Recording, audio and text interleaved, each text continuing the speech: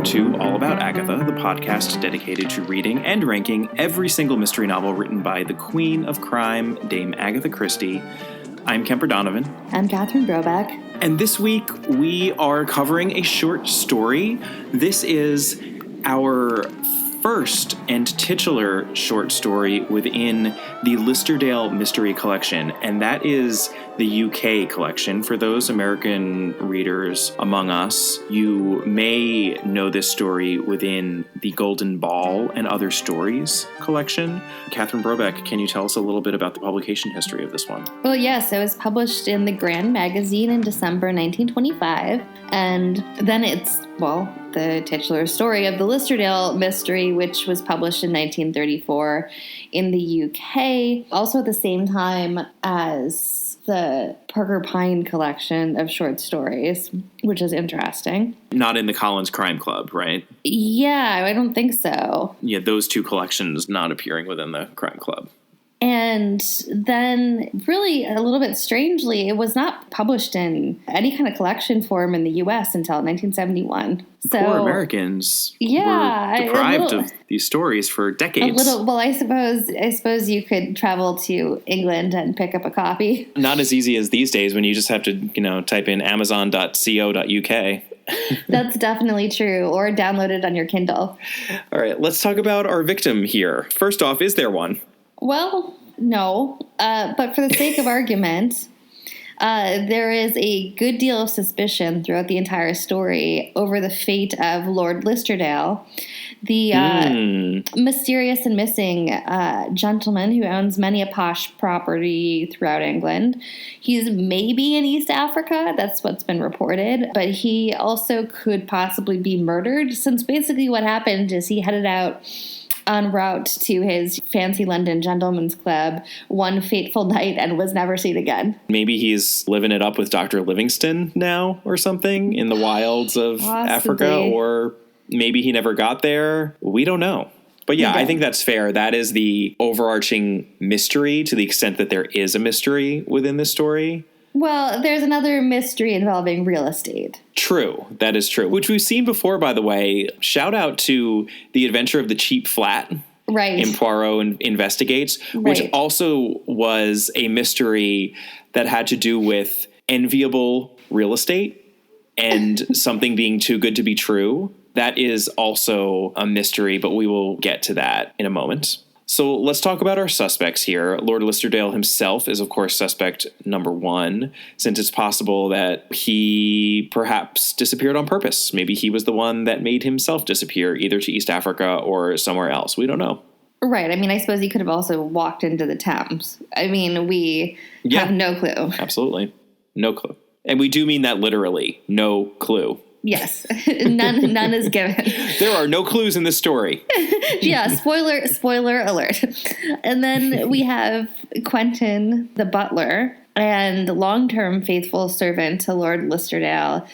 He's now basically just running the household at 7 Cheviot Place, which is the house in Westminster that Lord Listerdale disappeared from. And I don't know about you, Catherine, but we will certainly be talking a lot more about Quentin. From the get-go, he reminded me of the butler character in Kazuo Ishiguro's lovely and wonderful Remains of the Day, as of course brought to the screen by Sir Anthony Hopkins. A man cannot call himself well-contented until he has done all he can to be of service to his employer. I'll just throw that out there. Well, I don't mean to be dismissive of Sir Anthony Hopkins' looks, but I kind of saw Quentin as slightly more dashing. A little more dashing? Mm-hmm. Sure.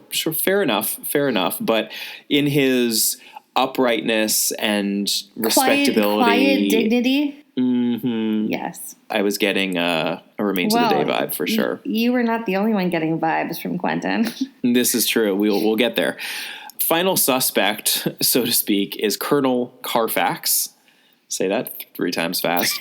That is Lord Listerdale's cousin. Also, you can get some auto listings from him. Searching for a great used car? Start your search at Carfax.com. He's Lord Listerdale's cousin and the overseer of his properties and estate, while Lord Listerdale is off in Africa or wherever he may be. So, yeah, perhaps he knows something about where our dear Lord has disappeared to. Let's talk about the world as it appears to be, Catherine. Well, Mrs. St. Vincent, we're introduced to her as this incredibly fretful middle-aged lady who is very dignified, except now she lives in poverty, having come from quite a bit of means, we're sort of told. And so she lives in like a London flat that, you know, is meant to be keeping up appearances, but is pretty shabby if you look at it. Basically, it's the kind of place where you would live if you didn't want to be very embarrassed, but you had no money and had lost your family fortune, which is exactly what happened because Mrs. St. Vincent's husband speculated all of their money away, and then he died. And so they lost their ancestral home and all their money. So she lives in this cramped flat with her daughter, Barbara, and her son, Rupert. And then to make it kind of especially annoying, all of the money that they have is going to Rupert as obviously the man in the family to essentially establish him in his adult ventures. And so Barbara really has this short end of the stick in this because she's pretty and well-bred and was taken on this very glamorous trip by a cousin to Egypt. And there she met an incredibly nice and also rich man, Jim Masterson, and he's coming home soon to London. But now Barbara lives basically in poverty. Her mom is panicked at every single cent that they're spending and afraid that they're going to get kicked out. So, you know, it's kind of terrible that they think that Jim won't be interested in Barbara if she's a poor. Apparently, I'm going to be trotting out a lot of highfalutin literary references here because I got two more.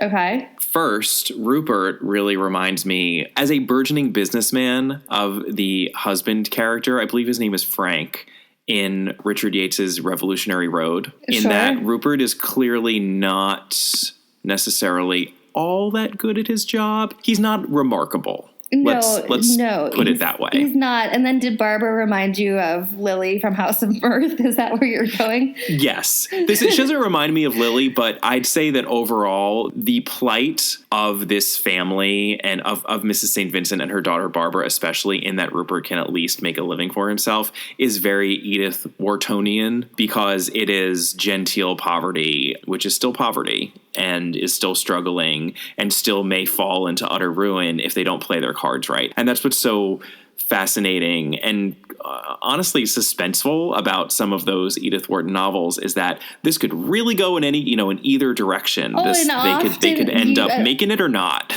And it certainly does not go well.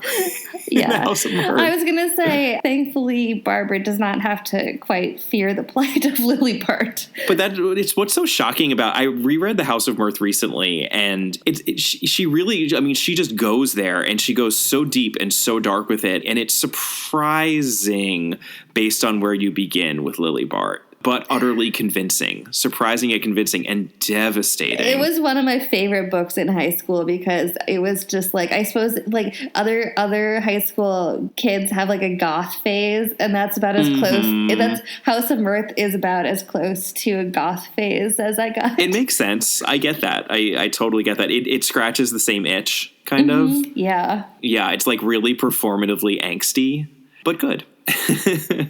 Anyway, in this sort of desperate situation of genteel poverty here, finding herself trapped in an Edith Wharton novel, Mrs. St. Vincent sees a mysterious ad. So bye-bye, Edith Wharton novel. Hello, Agatha Christie short story. And the mysterious ad is for a house to let.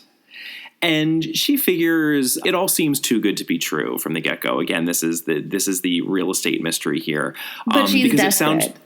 But she's desperate because it sounds really nice and it seems really cheap. And she figures either it's not actually as cheap as advertised or it's a dump. Or somebody was murdered and there are like blood stains up the walls. It's the Overlook Hotel. If she weren't so desperate, she probably wouldn't even investigate. But she is desperate. So she heads over to the estate agent. She gets an order to view the property. The last time we had that sequence of events, I believe we were in The Man in the Brown Suit. And then we saw someone get murdered in Mill House. Gotta reference The Man in the Brown Suit every couple of episodes, guys. We have filled our quota. Chunk. That was our time card getting punched. And this is what the ad says. To gentle people only. small house in Westminster, exquisitely furnished, offered to those who would really care for it. Rent purely nominal, no agents. And she believes that the purely nominal is where this is likely to fall apart, because purely nominal can mean rather expensive depending on the circles within which one exists. But she goes, and the address leads her to a shabby house agent who tells her that the rent would only be 2 or 3 guineas a week. And that's suspicious because that is rather reasonable, although she still is worried about the servants that she would have to employ on top of that rent. So again, she's not super excited, but she goes to the house and she falls in love. As many a person does in a thriller, there is some man or woman on house love that goes on here. And an eerie servant, too. Never forget that. I look at you, Manderley. Totally. We've got a Manderley Mrs. Danvers situation here a little bit, but with a romantic twist, perhaps, in that, this butler, Quentin, is just so charming and lovely and solicitous from the get-go, and he shows Mrs. St. Vincent around the house and its yard. And, she thinks to herself that she really would care for it. She really is the perfect person for it. But again, all these suspicious circumstances and the cost of servants and the cost of food, it's just not going to work for her. So she leaves rather dejected. And it's so upsetting because as a lover of architecture myself, I read her line of her almost in tears thinking, but I would really care for it. As something Catherine really identified with this story, listeners. If you haven't noticed, really she legitimately got emotional. I did story. Because you know what, a real estate mystery is very That's near a Catherine and dear to my Brobeck heart. mystery. It is for sure. Anyway, so she gives up and she doesn't even contact them back. She just goes home and tells the kids about it. And too bad. Oh well.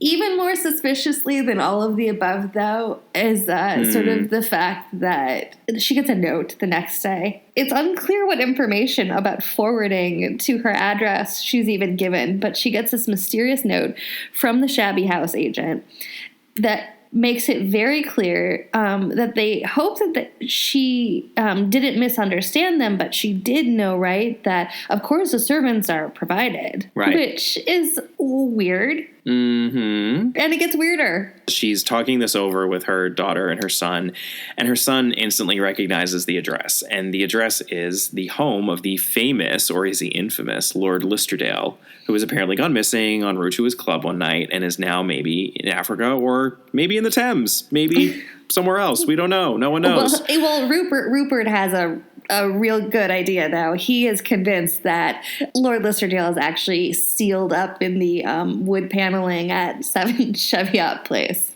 Yeah, I think Rupert's been diving into the Penny Dreadfuls a bit too much, or, perhaps visiting the Nickelodeon a bit more than he should, with the tobacconist's daughter, the peroxide blonde tobacconist's daughter that they wish he wouldn't consort with. In their rather snobby way, let's be honest. Very snobby, although really Rupert is a lackluster person. Just not special. Just not special. No, but he's also, by the way, it's not even that, maybe Lord Listerdale's buried under the floorboards. Rupert has to repeatedly make it clear that it's the wood panels. You know what? Let's give Rupert some credit. Maybe he was reading some Edgar Allan Poe. Maybe. Little Telltale Heart, perhaps. Some Pit and the Pendulum. In any case, for Barbara's sake, Mrs. St. Vincent decides to take the offer because, again, she has this beau coming and she wants Barbara to be surrounded by an environment that's not depressing so that she has a shot at landing this gentleman and having a better life for herself. A mother always sacrifices. So she takes the house and everything continues to seem to be too good to be true because there's also this rather pathetic little sequence here after they take the house where Mrs. St. Vincent worries about the fact that the servants also have to eat. Even though she doesn't have to pay the servant's salary, she doesn't have enough to actually feed them. Well, she doesn't have enough to feed them because her point has been that they've been scrimping on food and that it's okay if you deprive yourself of food because you have to, but they can't possibly starve the servants. I mean, it's very bleak. Right, they can starve themselves, but they can't expect the servants to be starved. And Quentin assures her, no, we get food down from Lord Listerdale's country estate, and all of that is also provided for. So they're essentially getting room and board here for a pittance, just very, very little. If you count the food into this, they're probably paying less than they were in the desperate to be keeping up appearances flat. Absolutely. They're spending less money for so much more, and poor Mrs. St. Vincent actually dares to be happy for a bit. I know, right? And it's really nice. She has a good partner in conversation with Quentin, who also takes a lot of the handling of the books off her plate. She doesn't have to be pulling her hair out every day is basically the point. And also they're in a very pretty house. It is really affecting because she has so many scruples and foibles, and you sympathize with them, and they're all being met. And it's just so unexpected and lovely. And we now as readers, along with Mrs. St. Vincent, are really waiting for the other. She's not even waiting for the other shoe to drop anymore, but in that she's grown comfortable, we are absolutely waiting for the other shoe to drop. What is happening because something here? horrible has to be happening. Yeah, something horrible has to happen here. And let's keep in mind, we are reading an Agatha Christie story, and often we do get the rug pulled out from under us, and we are reprimanded for being sentimental. But perhaps this is an Agatha Christie story unlike many others. I don't know. We shall see. Shall we talk about the world as it actually is, Catherine? We shall. And as we said up front, there really aren't clues here. I mean, I suppose I think that you can make a pretty astute guess very, very early on in this story what's going on. I certainly did. You did as well, I certainly right? did immediately. And I had no recollection of this story. Me neither. So it was not like I was spoiled, and I guess what was going on in the second page. But that doesn't ruin this. You should just think of it more as a very pleasant ride than a puzzle. So, I guess really the only clue is that post in the paper, which it isn't exactly a clue, but you can make the deduction. What kind of person lets their property for absolutely nothing after running off in the middle of the night? So there is a way to read that, and that's literally the reason given to Mrs. St. Vincent, that Lord Listerdale was really sick of the way that he lived his life in London. Mm-hmm. And he went off to East Africa, and he put his cousin in charge of his properties, and he wanted people to care for his properties who would value them. Right. And guess what? That is almost actually the solution. It's literally exactly what is said in the story up front, almost. Yeah, and I would actually add, given the number of, again, highfalutin references we've been making within this episode, I'm just going to continue in that vein and say there is a trope of masters dressing up as servants in Shakespeare. Yes. Classical theatrical works the world over. And perhaps it would make sense to draw on that tradition. It just might. And I think we can talk about that a little bit more in a second, because I think that that's very valid. So as far as a resolution goes, because we really don't have any clues to go off of, we just kind of have to talk about the end of the story. Correct. The nice young Jim Masterson courts Barbara, and they fall madly in love, and he proposes to her. Rupert ditches that peroxide blonde girl, pretty much. Rupert rises above his mediocrity by virtue of the house. The house he really does not. He does not deserve that house. Rupert. No, he doesn't deserve the house. Barbara kind of does, although I honestly think that Barbara's not even all that wonderful. I think Mrs. No, she's not, but she has a lot of sympathy for her mother, I think. So she gets at least more points than Rupert, who kind of doesn't care that much. That's true. And I think, and we even get the sense that Jim Masterson appreciates how wonderful Mrs. St. Vincent is. It's like he possibly likes Mrs. St. Vincent more than he likes Barbara. Right, which in itself is also perhaps a tiny clue as to how the story is going to end up, in that even Barbara's now fiance is, looking at Mrs. St. Vincent as an object of romantic interest. Perhaps someone else is as well. I mean, the person who is sort of outside of this romance, especially after ditching the peroxide blonde, is Rupert.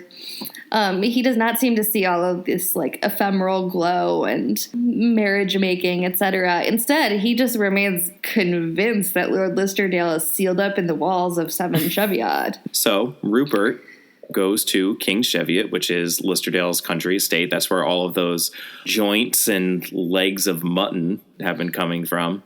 And that turns out also to have been let to people like them, people in some sort of genteel, impoverished state. And on top of that, as Rupert is going into the village, he sees Quentin go into a cottage, right. Except it's not Quentin. It's just someone who looks very much like Quentin, and who tells him, when Rupert finally approaches him, a somewhat suspicious story about Lord Listerdale's disappearance, and how the fake Quentin, this person who's in the London townhouse, might be someone holding a grudge against Lord Listerdale who may have murdered him. So is Quentin the butler the murderer of Lord Listerdale all along? Was Rupert right? Is the body being concealed somewhere in the house? Right, and so Rupert rushes back to London to tell his mother. Unfortunately for Rupert, and unfortunately for Mrs. St. Vincent, if Rupert is accurate, his mother basically sees this fake Quentin as one of the best things that has ever happened to her, that he's one of like the best and kindest people she knows, and so she's like, there has to be a logical explanation. Right. Rupert is not content with this. Rupert brings the real Quentin down from the country to the London house for this dramatic confrontation of like, here is the real Quentin. Just as Mrs. St. Vincent is settling down to have a gentle heart-to-heart with fake Quentin. And so Rupert barges in. He demands the real Quentin tell them who this criminal mastermind really is. And you know what, ladies and gentlemen? It's Lord Listerdale. Yep. The master has been dressing up as the servant and doing things behind the scenes. One of my favorite Shakespeare problem plays, actually, A Measure for Measure. We've got a little bit of measure for measure going on here as just one example among many that we could pull from. And Lord Listerdale had a crisis of conscience about being so rich while he was walking to his club one night. So he turned around and he came up with a plan with the real Quentin. He agreed with him that he would borrow Quentin's identity. And I suppose he did such a good job assuming the role of a butler that he even came to resemble Quentin physically, if not in face, at least in bearing and manner. Right. And he decided that he was going to help out people who had fallen on hard times. He was essentially going to be the angel that never exists in an Edith Wharton novel, the Deus Ex Machina that's like, you know what, Lily Bart? Here's some cash. Here's a house. Just go with it. Here's a car for you, a house for you. Yeah, you get a car. You get a car. Yeah, I'm like imagining Lord Listerdale as like Oprah, but it's like Oprah. But it's an audience filled with like Edith Wharton heroines and like Dickensian moppets who are like dying of consumption. Exactly. Right. I'm like, it's a room. It's Lily Bart and Pip. Totally. Like Nancy from Oliver Twist. It's like, you get a trip, you get money, you get like expectations. You get expectations without strings. Yeah. It kind of breaks up the momentum of, it being a different thing every time. But I feel like someone should do an animated version of that. In any case, that's what's going on here. That's the role that he has decided to play in his kindness and his wonderfulness. That is why he had that advertisement put in the newspaper, and he's letting the house to the St. Vincent's for so little and not asking for anything in return. But perhaps, like those who don't ask, he actually ends up receiving more than he ever expected. What do you think, Catherine? I think that might be the case, because the sad twist is that once this is revealed, once the secret has been spoiled, obviously Mrs. St. Vincent can't live in the house anymore. So she realizes that she's now because it's turned into a charity situation now that the scheme has been revealed. I mean, that's the ruse is the essential part of this, because none of these people would actually agree to being helped financially in this way. So now it's all ruined by Rupert. Yes, by stupid Rupert. And so now Mrs. St. Vincent's going to go have to live in like a tiny bedsit by herself. Right. Except Lord Listerdale is like, actually, true story. I like basically love you. Mm-hmm. And she's like, but I'm old. And he's like, but I'm older. And he's like, to me, you're younger than your children. Yeah. Which, like, sideburn Rupert. Sideburn Rupert and even Barbara. And we've kind of, again, gotten that sense throughout the story that the best one in this family is the one who's been dealing with all the struggles and in the thick of it all. And that, of course, is Mrs. St. Vincent. And they get married and they live happily ever after. They do, and we don't know what happens to Rupert, but I don't really wish him that much And you know what? I success. hope for the tobacconist daughter's sake that he doesn't end up with her. I know. I think she could do better. I think she could do better. But anyway, I mean, this was such a ludicrous ending. It's a ludicrous ending, but it's touching, and it's sentimental in a way that a story written in 1925 can be and pull it off. Well, I mean, it is romantic, strongly romantic. We've obviously named a ton of stuff that has similarities to, but it also has similarities to something like A Little Princess. I was going to reference City Lights. Oh, like, sure. It's just City Lights has such a unrepentantly sentimental ending, and it's ridiculous, but it's lovely. And I defy anyone to watch that movie and not be touched by the ending if you've watched the whole thing. This is a short story, so we're not perhaps quite as invested, although Catherine was. I was too. I think not quite to the same extent, but it works, and it absolutely has that feel of Victorian melodrama, which bleeds over into silent movie sentimentality. And I'm not saying that in a critical way. It's in some ways a lost art. I don't think that you can create it now. No one would give it the time of day. It feels of its time in a really charming way. Right. I mean, I think that the only version of something like this that you get away with now is something like an orphan movie. I mean, that's why I mentioned like the children element. Most of the oof of Frances Hodgson Burnett, you can still have traction today with those, but it's because they exist in a fairy tale space. For the most part. Right. Oh, those stories still have traction. I think this story has traction. It's obviously not one of Christie's better read ones, but they have traction. There aren't a lot of people writing them today because you're not going to get away with writing a literary novel that really functions like this, Right. And for Christie, too, just taking this in context of her larger work, we talked a little bit about this on other short stories that we covered, that often these stories function as a counterpart to her tightly constructed and rather cynical. Not all of her novels are cynical, but many of them are. And this feels like Christie is absolutely doing something different, and something that was probably really fun for her to write. I don't think this took her very long to write, but I also don't mean that as a criticism, because it feels easy, and it's easy breezy, beautiful cover short story. Yeah. Well, and also it does have a hint of Papa Poirot's belief that every murder investigation should end up with a romance plot. Absolutely. And what it also does have at the heart of it, which is specific to Agatha Christie and very personal to her, is this love of real estate. And I will just bring up one point here because I think it's interesting, and it's a little bit of a deep dive on Christie the person versus Christie the author. But Mrs. St. Vincent at the beginning of the story speaks longingly of Anstey's, which is their ancestral home, and they have to let it, and they can't live there. Even though they technically own it, they can't enjoy it. And Agatha Christie was born at an estate called Ashfield in and around Torquay in the south of England, and she had a great love affair with this home.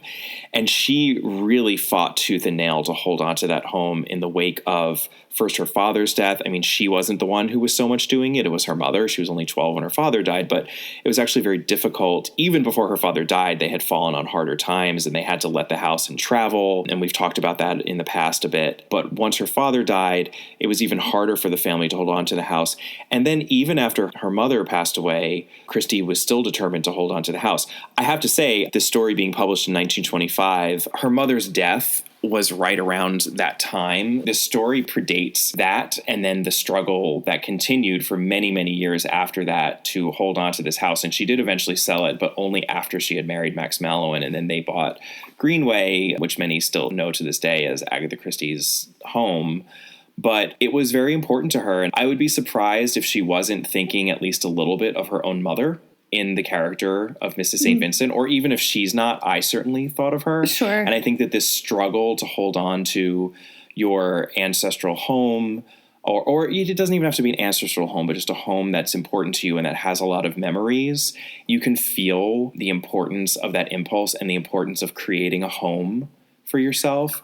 And this was also right around when Christie's marriage was crumbling and when she was having all of those problems with her first husband, and her daughter was growing older, and she was doing a lot of serious fretting about creating that home and figuring out exactly what that meant. And we can't be mind readers, obviously, and that sort of analysis only goes so far. But I think that it's just important to note that those concerns were central to her as a person, and you can feel the power of that within the story, because it is a slight story and it's mainly charming, and it's certainly not a mystery puzzle by any means, but it's really enjoyable, and it's such a different story for Christie. And I'm glad that we covered it, because I think it's important to be reminded that she had a lot more breadth as a writer than people give her credit for. She did do a couple of different things, and this is a good example of that. Right. It's a touchingly romantic story with a weirdo twist.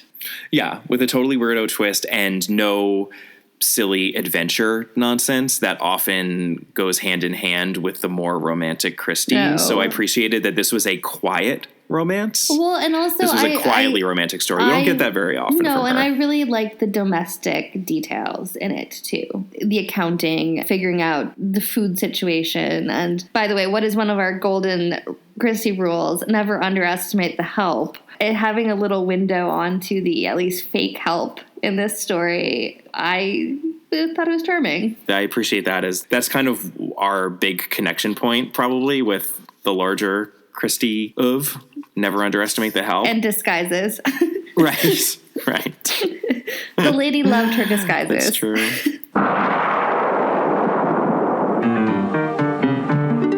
All right, well, that brings us to an end of the Listerdale mystery.